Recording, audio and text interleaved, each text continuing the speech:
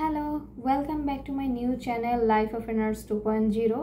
আজকে আমরা কথা বলবো একটা গুরুত্বপূর্ণ ওষুধের গ্রুপ নিয়ে, যেটার নাম হচ্ছে এসিই ইনহিবিটরস। এখন এসিই ইনহিবিটরস বোঝার আগে, এর প্যাথোফিজিওলজি বোঝার আগে আমাদের আগে রাস সিস্টেম সম্পর্কে বুঝতে হবে। রাস সিস্টেমের প্যাথোফিজিওলজি বুঝতে হবে। রাস সিস্টেম কি?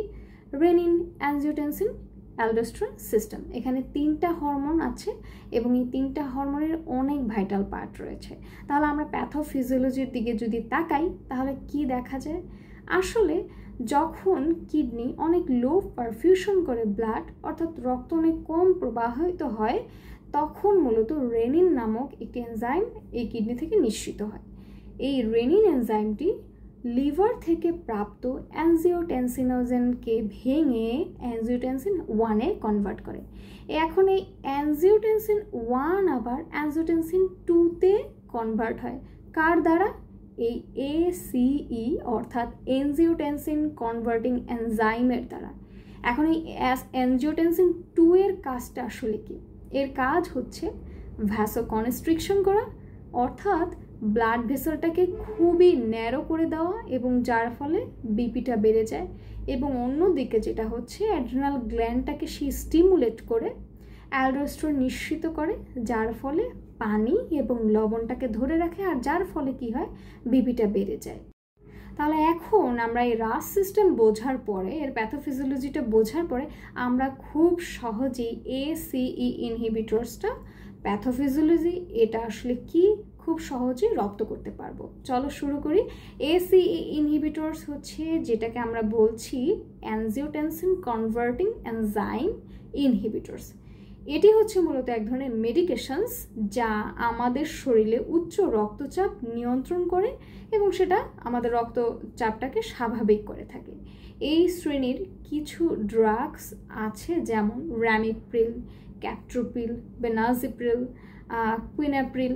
এই শ্রেণীর ড্রাগগুলো মূলত এই ব্লাড প্রেশারটাকে নিয়ন্ত্রণ করে থাকে। কিভাবে করে? আমরা যে রাস সিস্টেমের ভিতরে পড়েছি যে এসিই এনজাইমটি অ্যানজিওটেনসিন 1টাকে ভেঙে অ্যানজিওটেনসিন 2-তে পরিণত করে। আর অ্যানজিওটেনসিন 2 যখন তৈরি হলো, তখন কি হলো? যে ভ্যাসোকনস্ট্রিকশন হলো, অর্থাৎ ব্লাড ভেসেলটা ন্যারো হয়ে গেল এবং বিপিটা বেড়ে গেল এবং আদার্স যেগুলো আমরা বললাম। তো এক্ষেত্রে আমরা যদি এই এসিই অর্থাৎ অ্যানজিওটেনসিন এনজাইমটাকেই ব্লক করে দিতে পারি, তাহলে তো আসলে ওই অ্যানজিওটেনসিন 1টা অ্যানজিওটেনসিন 2-তে পরিণতই হতে পারবে না, তাই না?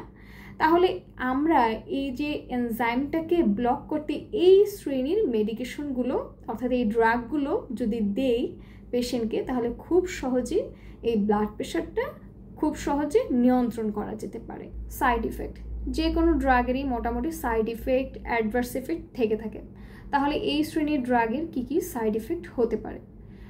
পারসিস্টেন্ট ড্রাই কফ, হ্যাঁ, এই ধরনের যদি সিচুয়েশন হয় তাহলে অবশ্যই ডক্টরকে ইনফর্ম করতে হবে। এবং হঠাৎ করে কখনোই এই ওষুধ বন্ধ করা যাবে না। যদি বন্ধ করা হয় তাহলে রিবাউন্ড হাইপারটেনশন হতে পারে, অর্থাৎ হঠাৎ করে বিপি অনেক বেশি বেড়ে যেতে পারে এবং দেখা যেতে পারে যে মাথা ঘুরছে, ডিজিনেস, হাইপারটেনশন, অর্থোস্ট্যাটিক হাইপারটেনশন ইত্যাদি হতে পারে।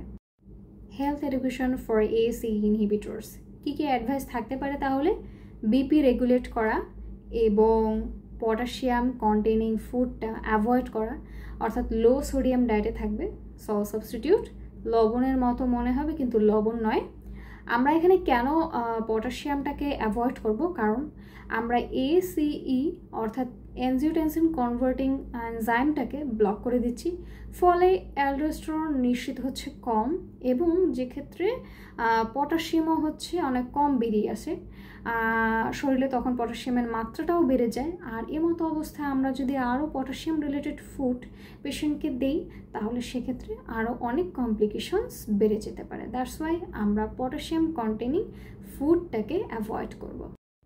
অলরাইট, তাহলে এই ছিল আমাদের আজকের আলোচনা এএসএ ইনহিবিটরসকে নিয়ে, যেখান থেকে আমরা শিখতে পেরেছি যে এএসএ ইনহিবিটরস বলতে আমরা কি বুঝি, এর প্যাথোফিজিওলজি কি, মাঝখানে চলে এসেছে রাস সিস্টেমের প্যাথোফিজিওলজি, দেন আমরা এএসএ ইনহিবিটরসের drugs name or side effect, adverse effect, health education সব জিনিসগুলো মোটামুটি শেখার চেষ্টা করেছি। মনে রাখতে হবে যে এই ওষুধ যেমন অনেক গুরুত্বপূর্ণ, তেমনি এর সঠিক ব্যবহার যদি না করা হয় তাহলে অনেক বড় বিপদ হতে পারে। তাই অবশ্যই চিকিৎসকের পরামর্শ অনুযায়ী এই ওষুধ গ্রহণ করতে হবে। এবং ভিডিওটি যদি ভালো লাগে তাহলে অবশ্যই like, comment, share and subscribe করতে ভুলবে না। আর এই ছিল আজকের লাইফ অফ এ নার্স 2.0 থেকে একটি শিক্ষামূলক ভিডিও। দেখা হবে নতুন কোনো টপিকে, ততদিন ভালো থাকো, সুস্থ থাকো।